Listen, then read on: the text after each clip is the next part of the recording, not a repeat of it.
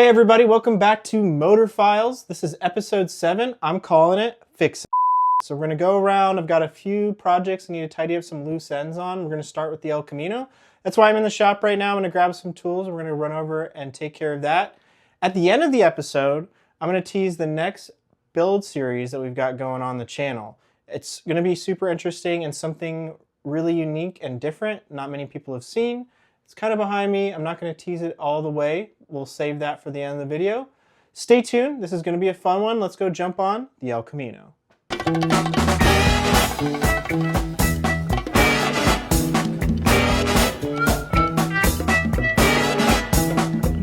of night with the moon shining bright. There's a set going strong, a lot of things going on.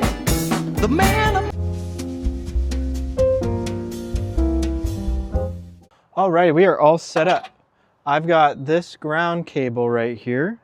I'm over here at the El Camino. As you can see, the beautiful LS swap. It's always a project, or I'm always adding shit to it. This is really my personal psychiatrist. If you don't have a bike or a car or a jet ski or an airplane or whatever to keep you busy, keep you think about, how can you innovate? How can you keep on adding new parts, making it faster, making it better? I definitely recommend trying something like that. Find you an old car, an old bike, fix it up, try to make it different, swap the engine, change the paint color, do whatever. It's always a fun time. You're going to learn something about yourself. You're going to learn a new skill or add on to the current skill set you have. And it's just fun. So definitely go do it. But anyway, enough of my soapbox. I am worried about the grounding on this motor. So obviously I have a negative cable right here that connects to the block. And then, the engine bolts to the subframe, but there's some rubber isolation between it. And then I've got another ground right here that comes from the cylinder head to right here on the firewall. I'm going to clean that up, pull that bolt out, clean it up, reinstall it. Everything else seems okay. And I know that the coils are grounded right here on the back of the, I don't know, it might be hard to see, but on the back of this cylinder head. Anyway, so I'm going to clean up that mount on the back of the firewall, make sure that there isn't any paint in the way. I'm going to put the grommet from the cable on the firewall itself. And then I'm going to come over here and I'm going to ground with this cable here, I'm going to ground the engine block to the chassis somewhere. I'm thinking I'm going to mount the cable. I've got a spare post hole right here. So I'm going to find a bolt, mount the cable there, and then figure out a spot along the frame rail to mount this cable to. So what I got over here are some basic tools. I know this is just a front yard project. These are all the bolts from doing the LS swap. So I've got tons of hardware to choose from because I changed a lot of things out when I dropped this motor in, and I kept everything. If you ever do a swap, do that. I mean, this is going to save me 50 trips to the hardware store. I've got some tap and dies. I've got sockets. This is a really nice set of tools I have. These are called tap sockets. What they do is they allow you to put the tap into the corresponding size here, and then you can actually, instead of having to get a die out, you can just throw that on your ratcheting wrench, and then you've got a tap that's super easy to use. You can get around stuff, and it's easy to swap out. So I've got that, and I've got some drill bits if I need it. That should be enough to get this project taken care of. I mean, the real tricky part's going to be figuring out where to mount this cable. So I'm going to go do some thinking about how I want to mount this, and then I'll get it roughed up and I'll show you where I end up mounting it.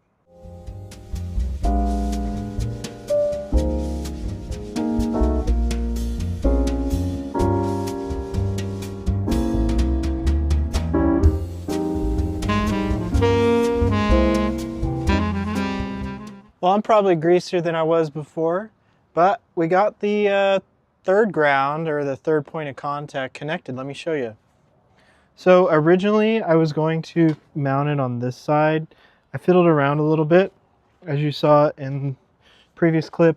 I ended up mounting it right here. So if you look, I had a spare block mount right there, ran it, and then cleaned up the frame, and then it's mounted here to the vent line. This was the evap hose, but I cut that. So now we have a third ground. It's pretty nice. It's clean. It's out of the way. One thing I may do in the future is change out this steering shaft. This coupler right here, as you can see, is ripped. You can get ones from a 90, I think an 89, 94 Jeep Grand Cherokee that bolt right in. Clean it up a little bit. It's also a bit slimmer profile, I believe, from what I've been looking. So that'll bolt right up. When I go to do that, it's real easy just to unbolt it right here. So I'll just move the ground, connect it, and then zip tie it up or zip tie it out of the way if I have to. But that's looking good. Next up, I'm gonna hit this ground back here. Let me zoom in right there. Get that tidied up, and then we should be done on this side.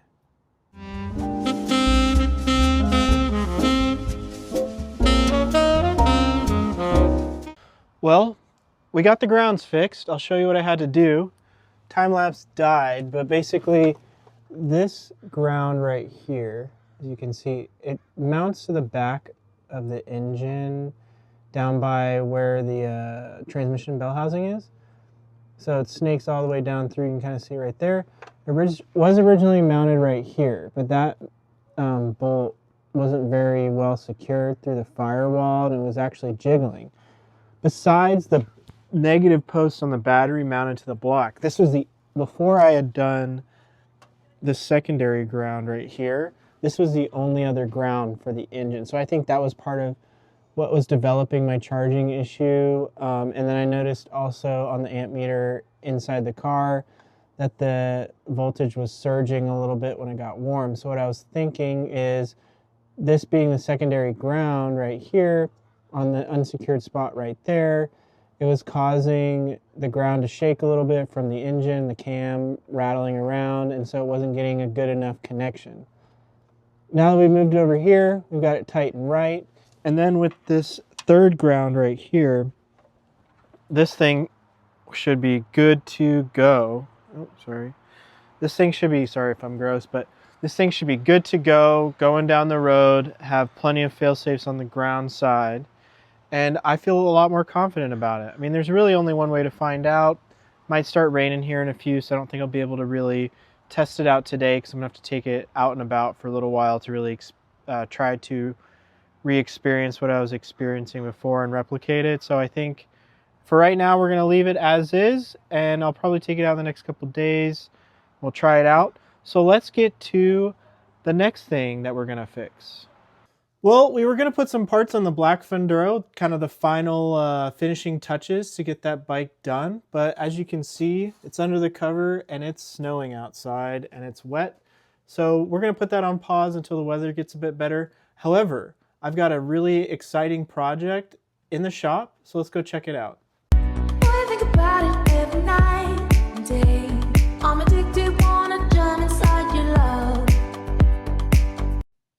So what we're looking at here is a 1983 Suzuki GR650 Tempter. This is probably one of the strangest and most overlooked motorcycles to come out of Japan in the early 80s, and here's why. This bike was the tail end of the universal Japanese motorcycle era, where the big four Japanese motorcycle manufacturers were really just trying to build a bike that could do it all. So you could commute to work during the week, carve some back roads on the weekend, and the Suzuki Tempter was Suzuki's attempt at exactly that. The bike we're looking at here is one of the most common colors in North America. It's finished in what Suzuki calls space blue metallic. It definitely has that early 80s vibe. This model in 1983 came in two model designations, the GR650 in this color and then the GR650X in a red and black. I really prefer the GR650 over the GR650X. It just really has that sweet 80s look. Under the tank right here sits a 652cc parallel twin engine. Suzuki actually designed this engine to be similar to the old British parallel twin engines, with lots of torque, lots of character, great sound, but they really wanted to also have the smoothness and reliability that Japanese motorcycles were quickly becoming known for. So here I have the original service manual that came with the bike. This is really hard to find, And then a centerfold ad from May of 1983 in Cycle World magazine. Of all the bikes I have, I always try to find the original magazine ads for them because I just think it's kind of cool. Down here you can see the GR650 Tempter in the space blue metallic, and then the Tempter X in the red. I'm going to turn to this page here. So inside the engine is a 2-stage flywheel system that actually changes how the motor behaves depending on engine speed. At low RPM, the extra flywheel mass engages to smooth out vibrations and give the bike stronger torque. As the revs climb, that extra weight disengages here and lets the engine spin up faster and lighter. So in a way, the GR650 has two personalities. Smooth and torquey down low, but more eager to rev as you ride harder. The Tempter also came with a few interesting features that weren't common on mid-sized bikes at the time. One of them is a gear position indicator. So if I turn the ignition key on, hold the clutch in, and then go into first gear, you'll actually see a 1 illuminated here. This wasn't very common at the time, that the dash actually told you what gear you're in, but it's a small detail that really makes the riding experience much more enjoyable and was definitely a good selling point back in the day. And it does go from 1 to neutral to 2, 3, 4, 5. As you shift, it will change and illuminate which gear you're in. Another standout feature on this bike that I find really cool is Suzuki put in what they call a full floater suspension, which is actually just a rear monoshock. Kind of modernized the bike's handling. All the other bikes at the time were typically putting 2 shocks on each side of the swing arm, the dual shock. So this was really an innovation that set the Tempter apart. And it's one of the earliest bikes that I've seen in this category with a single monoshock. So I find that kind of interesting. And you can definitely tell with the handling of this bike that it handles much better having that single monoshock full floater suspension rather than the twin shock suspension. Suzuki only sold the GR650 in North America for a short period of time, 1983 and 1984 model years. At that time, the motorcycle market was shifting towards an emphasis on sport bikes and cruisers, so they really never saw the commercial success with the Tempter. There's roughly around 10,000 units that were produced worldwide. It's pretty rare to see one on the road now, especially in clean original condition. It is a 1980s bike, so it has a few quirks. You got to clean the carburetors, and then occasional electrical gremlin here and there. But other than that, it's a solid platform. You can pick them up for relatively inexpensive, and you can turn them into great cafe racers, especially with that full floater suspension. They handle awesome, and they're really interesting and different, and not your typical Honda or Kawasaki that you see on the road. So I've had this bike for 2 years-ish, and I've kind of done some stuff off and on. So I'll go from stem to stern and show you what the bike needs, some things I had to kind of troubleshoot and figure out, and then next steps to get this project going and get this bike back on the road. Up here on the front brake caliper was seized when I got it. I got new pads and a new front brake caliper for it. I actually found those on eBay. I think the caliper came off a take-apart bike in Australia. So put all fresh fluid through the front and rear master cylinders, new pads, clean the rotor, everything looked great. The front tire is very hard. I believe it's the original set of tires on this bike. The rear tire somehow holds air, so I'm not going to mess with that right now. What I want to do is the front tire is right off the bead and it's flat. So probably in the next episode, I'm going to pull this front wheel off. We're going to put a tube in the front tire just so I can roll it around until we get some new tires for it. Right now, it's a pain in the butt to roll because of how flat the front is. I mean, you can see it. It is not holding any air. It's got a big flat spot, so it's not very safe to ride. Up front, it had some really dorky, so you can find them. Yeah, here's one. So up front, it had some really ugly turn signals. I think the previous owner got off some random bike. This one was missing a lens. The other one had a lens. So I found a relatively inexpensive set of turn signals on Amazon, front and rear, and they work great. They don't really take away from the bike at all. I had to wire them in, and then the turn signal regulator was acting a little funky, so I put a different regulator on it, and now it works great. I was working at a used bike shop at the time, so I was able to find some parts. Another interesting thing about this bike is this bike actually has pneumatic front suspension. So if you pull these caps off, there's a little, basically a tire valve stem. You can adjust the air pressure in the shocks to adjust your dampening. So I think if I remember correctly, the service manual recommends 6 psi for the front shocks. So I have those set and the dampening is really nice. Somehow the front shocks aren't blown. I mean, there's a little bit of junk on the forks, but they're really not bad. I may go in there and clean those up, but right now they're running fine. And like I said, I haven't really ridden it too much because of the front tire issue. So I don't really know whether or not they're actually blown because I haven't really put this bike through its paces. Up here in the cluster and dash, as you can see, all the lights are working. I got the turn signal, you got your high beam, your gear position sensor, and then the neutral light. I went through, cleaned all that up. This bike only has 7,800 miles on it, which is crazy. So it's kind of worth at least going through and getting right. The fuel gauge does work when the tank's hooked up, and I'll talk about that in a second. The issue that I had, this bike didn't have a key with it when I got it. So I ended up taking the ignition out and bringing it to a locksmith, and they took their time and they actually made me a set of keys, and it does work for the tank as well, which is awesome.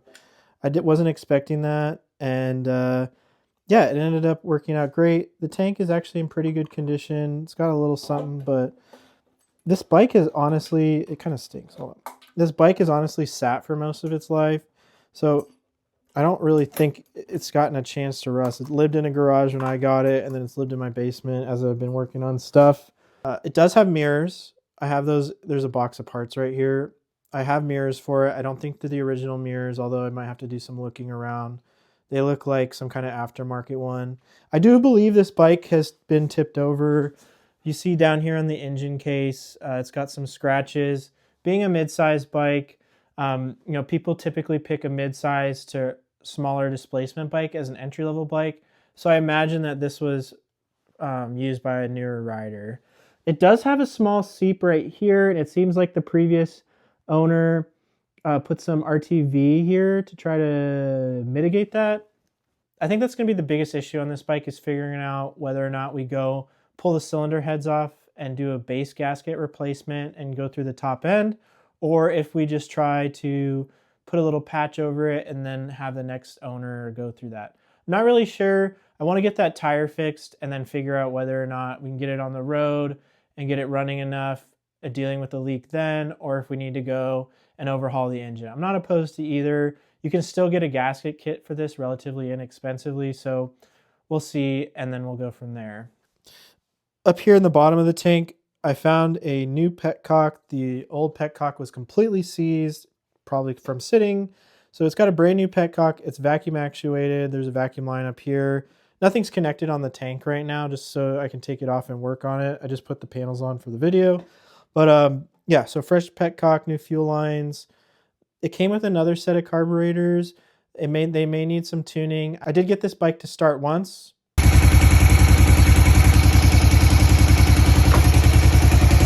But I need to go through, dial in the carburetors, and figure out, how we can get this running right. It might be hard to see, but I'm going to take the seat and side panels off, and I'm going to show you some things that I've also done in the airbox area.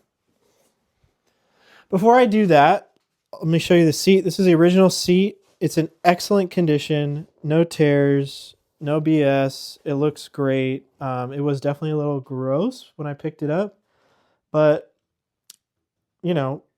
took a little bit of leather cleaner to it. It cleaned up nicely. It's got a cool kind of, I don't know if you want to call this like a rectangle stitch, diamond stitch pattern.